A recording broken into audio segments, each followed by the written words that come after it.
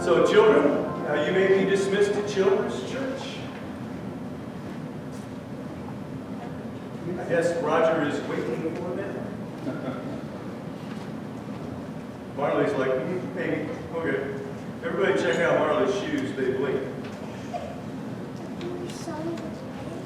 Open your Bibles with me, Bible software, 2 Timothy chapter 3. And just for grants, for the sake of, education, I'll run down the list again. The first 5 books in your New Testament, what kind of literature is that? History. Absolutely. And it's important you know that. These aren't just stories. These are history books. 2 of them are letters, but they recount the history of the early church and, of course, Jesus' life. Then you come to Paul's letters. Historians' favorite place to find out what happened in the past, letters. So we have Paul's letters, 1 to Rome, 2 to Corinth, 1 to Galatia, 1 to Ephesus, 1 to Philippi, 1 to Colossae, 2 to Thessalonica, and then you come to 2 letters he drafted to his friend Timothy. We've been working our way through 2 Timothy, and we're going to jump in today at chapter 3, verse 1 of 2 Timothy. Now, by now, you've heard about the Southern Baptist Convention's sexual abuse scandal, right? In 2021, at our Southern Baptist gathering, the messengers overwhelmingly voted to hire an external investigative company to look into allegations that our executive committee, which basically represents the convention throughout the year, had ignored repeated allegations of sexual misconduct among pastors, church staff, and even convention leaders. Well, at the most recent convention meeting this June, this company called Guidepost Solutions brought their report. Now, it was released, it was publicized. Turns out that for 20 years, the executive committee had more or less turned a blind eye to all of these accusations and allegations. And apparently in the report, I've not read the whole report, I've read excerpts and highlights from it, but apparently there were some 300 pastors, staff members, and leaders who were actually mentioned in the report. One of them was the former pastor of a mega church, former president of the Southern Baptist Convention, and an executive in the North American Mission Board. He resigned a week before the report was released. Now, this is a complicated issue, folks.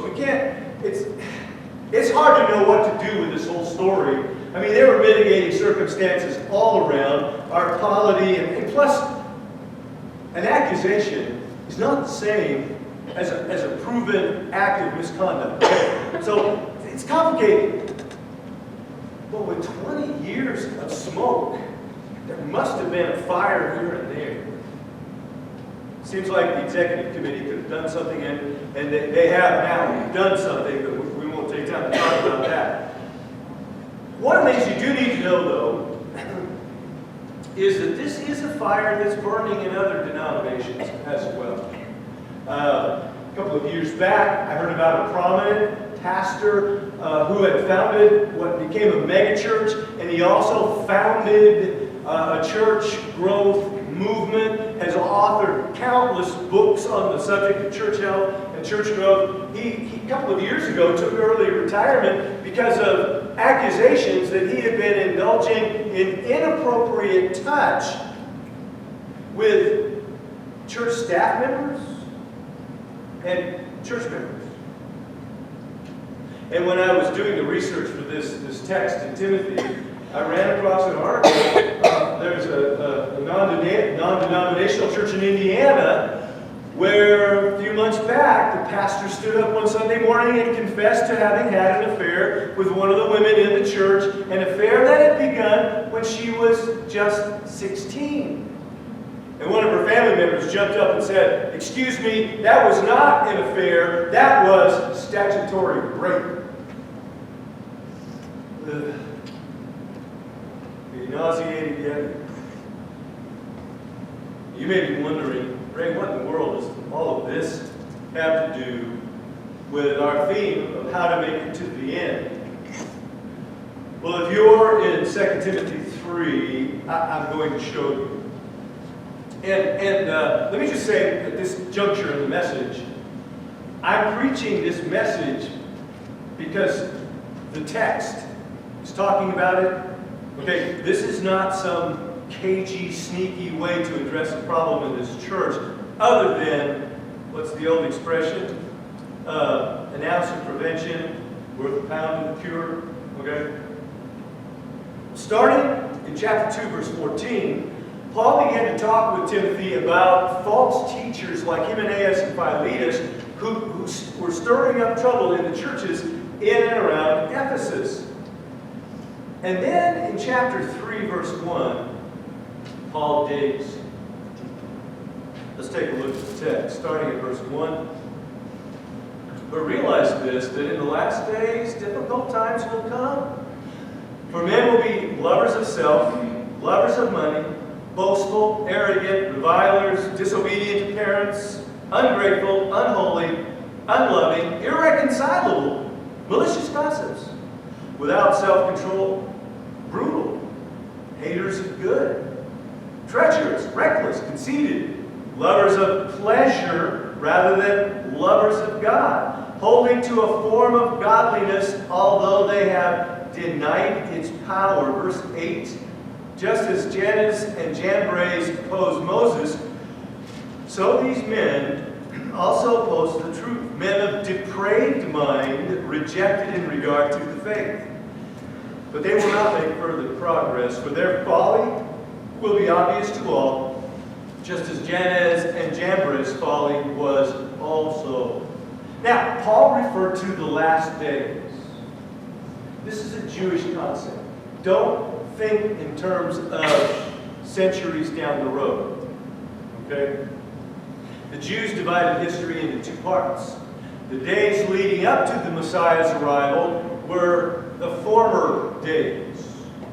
The days following the Messiah's arrival are the latter days, or the last days. Okay, so the last days, is in your notes, refer to the time between the Christ event, that's a theological way of describing Jesus' arrival, etc., and Jesus' second coming. So Paul was living in the last days. So are we. So are we. So, who are these men he's talking about?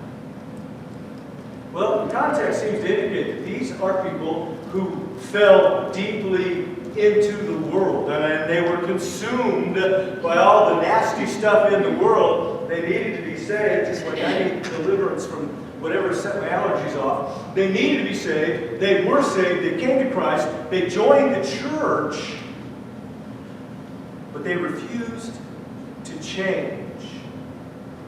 They refused to change. Look at verse 6. For among them are those who enter households and captivate weak women, weighed down with sins, led on with various impulses. We're going to come back to that text, but I wanted to get the last picture of the puzzle. These are people in the church who came to prominence in the church who should never have come to prominence. These are leaders in the church who should never have been made leaders. Now, you know me, okay? I believe the church is a place where sin-sick people come to get better. We're all on a road of getting healed, getting victory in Jesus, victory over our sins, rising up, O men and women of God. Okay? But you don't put into leadership somebody who's not on that journey. Somebody who is not trying to become more like Christ. Somebody who is sin-sick and rather satisfied with it. So how is it that these people come into positions of leadership? Well, verse 5. They hold to a form of godliness, although they have denied its power. They pretend to be spiritual. They pretend that they have a walk walk with Christ that is transforming their lives. But they don't. They don't. Now you may be wondering about Jannes and Jambres. Who the heck are they? You may remember when Moses squared off against Pharaoh, king of Egypt, and he said, "Let my people go." He performed miracles to prove that he'd been with Yahweh, right? Well, the court magicians performed, they replicated the same acts of power. Moses used the power of God. The court magicians used smoke and mirrors. Now, they're nameless in Exodus, but Jewish folklore gave them the names Jannes and Jambres. And Paul's point is, these leaders in and around Ephesus that he is so graphically described are spiritual frauds. Just like Jannes and Jambres were frauds.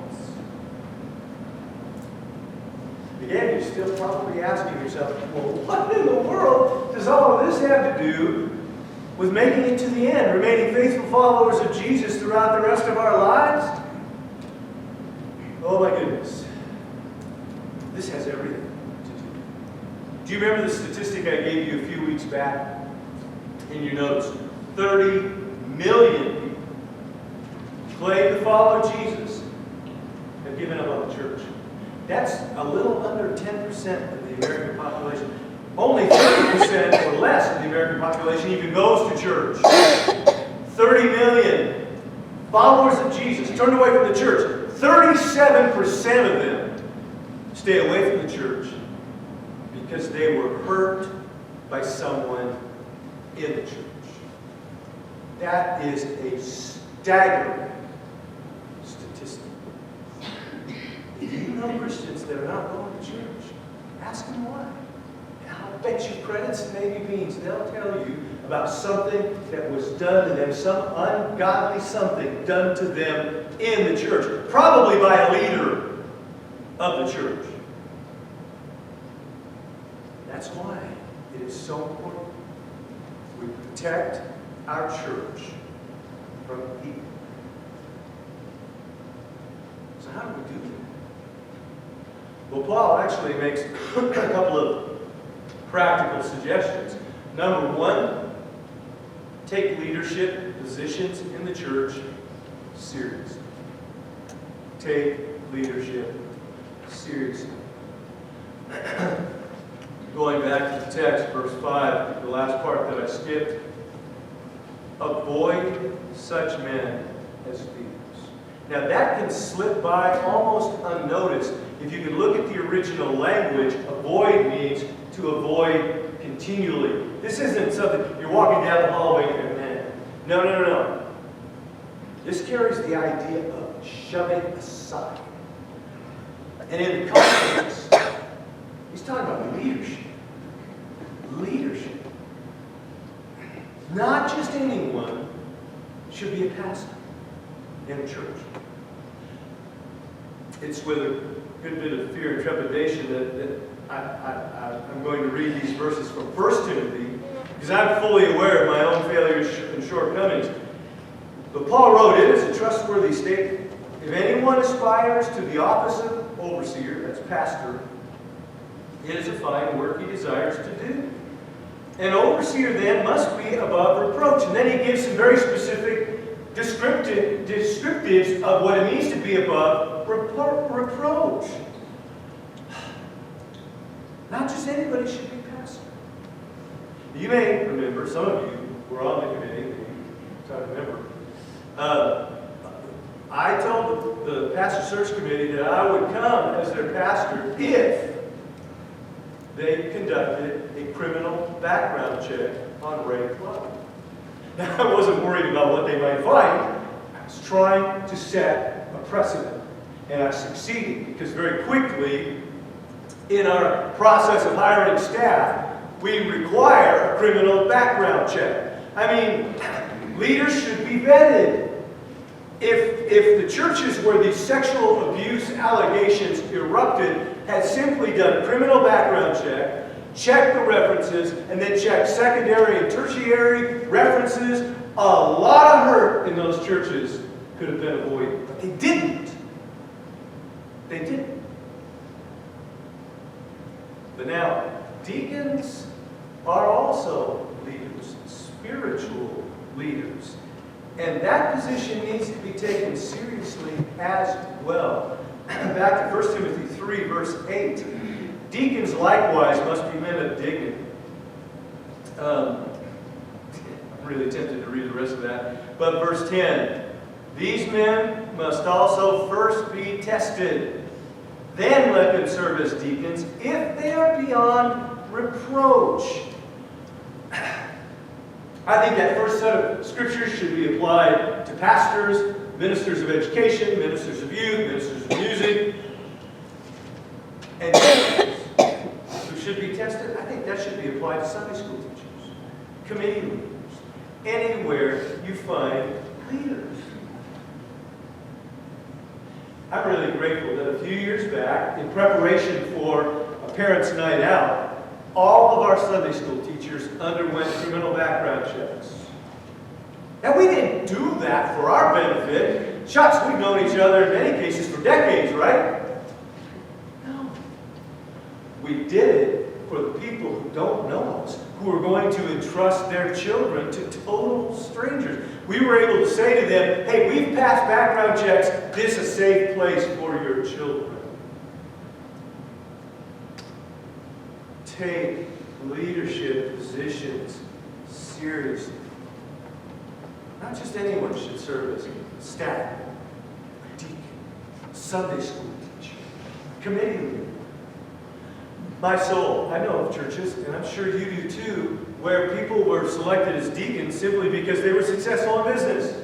They were put in charge of committees because they were successful in business. Put in charge of pastor search committees because they were business people. We don't want leaders who are successful in business. We want leaders who are successfully walking with Christ.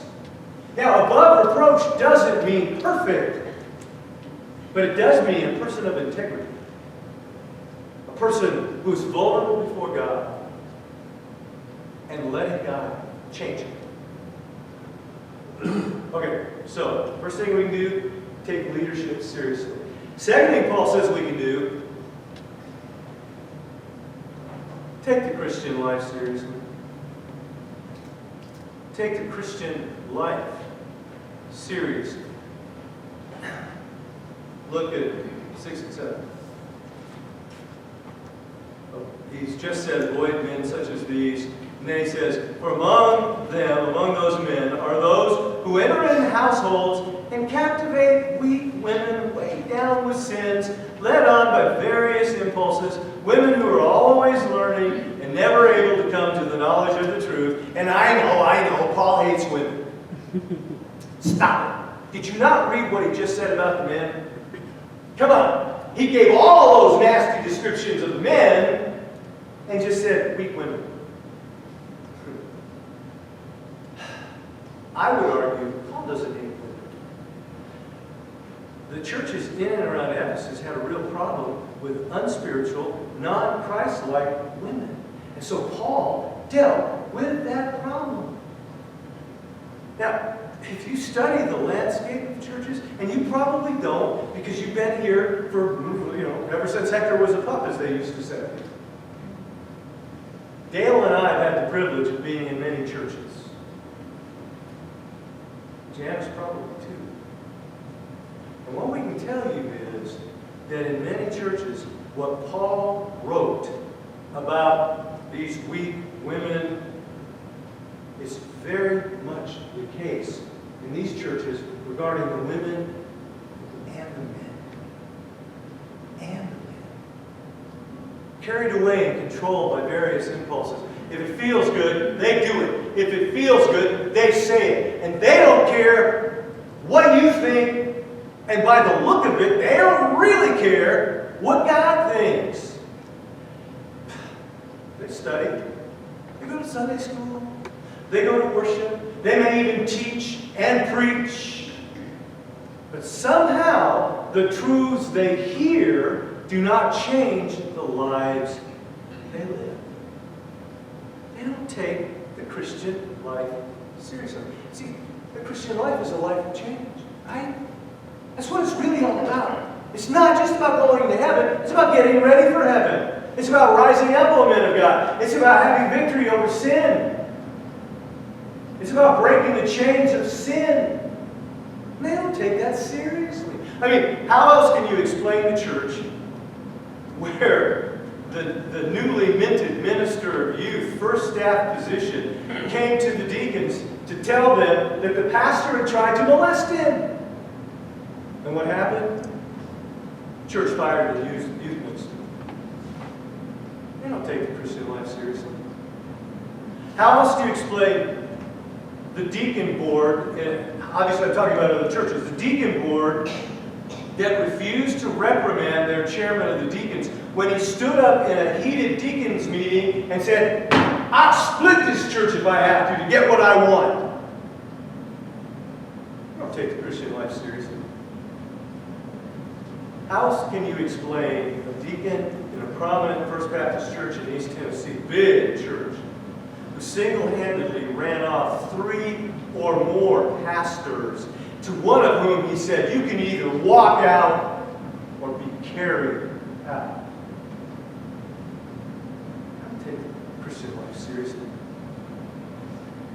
How else can you explain a church where they had a big knockdown, drag-out fight in business meeting because the Sunday school teacher stood up and moved that all of the Sunday school teachers, especially those that teach children, undergo criminal background checks? Big fight. Big fight. They weren't taking Christian life seriously.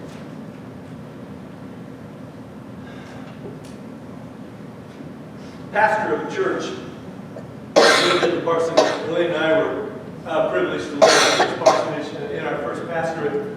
The parsonage was up on a hill overlooking the church building proper. Okay? Well, the pastor had 2 coon dogs. One Wednesday night, the coon dogs were lying on the front porch looking down at the church that was notorious for angry business meetings. And sure enough, once again, this church was in a rip-snorting, just row over something. And the coon dogs are laying there listening to the yelling and the screaming and the name-calling going on in this business meeting. And one coon looks at the other and says, "You know, you and I acted like that, they'd give us worm medicine in the morning." There are churches where the members need to be dewormed because they don't take the Christian life seriously. They fell into all of the sin. They got saved. And they brought that sin into the church. And they act the same way among the people of God that they acted among the sons and daughters of the devil. They operate their business meetings just like unsaved, godless companies operate their business meetings. You walk in, can't tell any difference between the church folk and the world.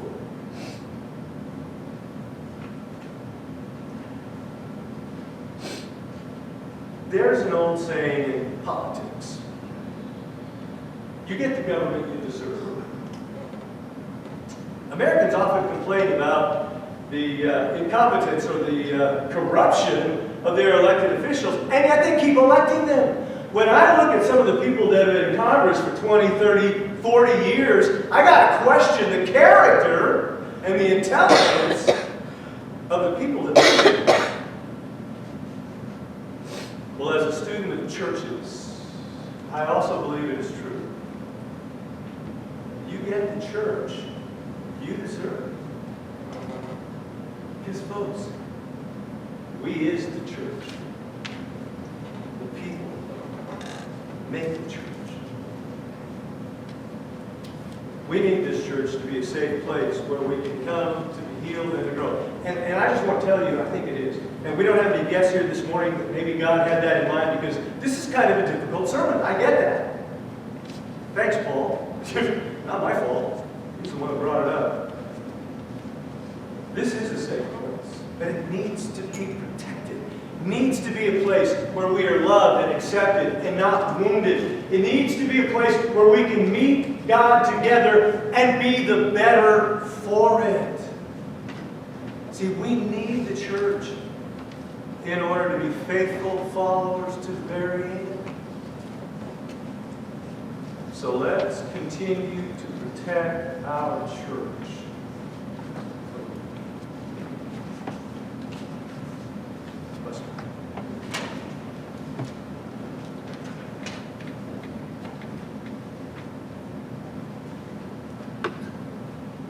Father, I have thanked you for years for sending me here and for the work of grace that you have done in this group of people over the years. The sense of unity, the ability to disagree agreeably and agree to disagree, love and acceptance and warmth shown to guests. We take it for granted because for many of us it's all we know. But some of us have been out in the world and we've been to other churches, and we know it isn't always so. It may not have always been so. Thanks to you, it is now. Father, help us to be vigilant. Help us to be vigilant. Help us not to just make people leaders simply because in the world they're leaders. Help us to look below the surface. Are they really walking with you? Is there evidence of the fruit of the Spirit in their lives? I mean, if they're leading, they're going to lead us. And if they're not leading toward you, then where are they leading us? So help us take leadership seriously. Second, help us to take our Christian lives seriously. I mean, if we have been faithfully looking into your glory, then we should be changing from one degree of glory to the next. More and more like Christ. More fruit of the Spirit in our lives.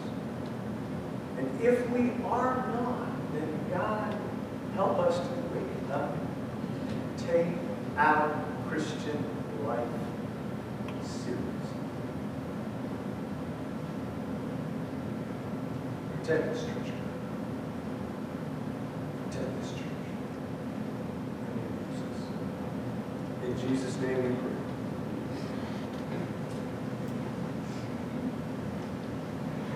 So where are you in your Christian life? Are you taking it seriously?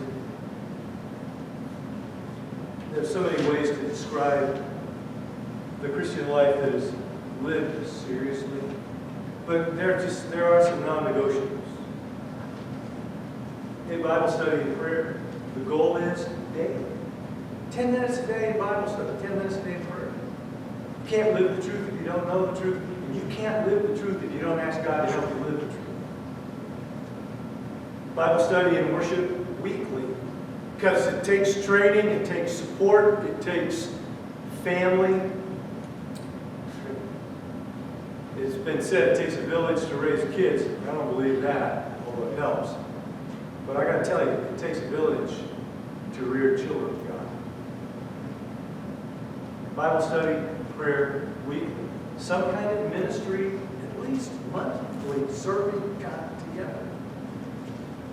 But through it all, praying, Jesus, help me be more like you. You know where you're going. You know where it's a real problem. Are you praying about it? Are you asking for deliverance about it?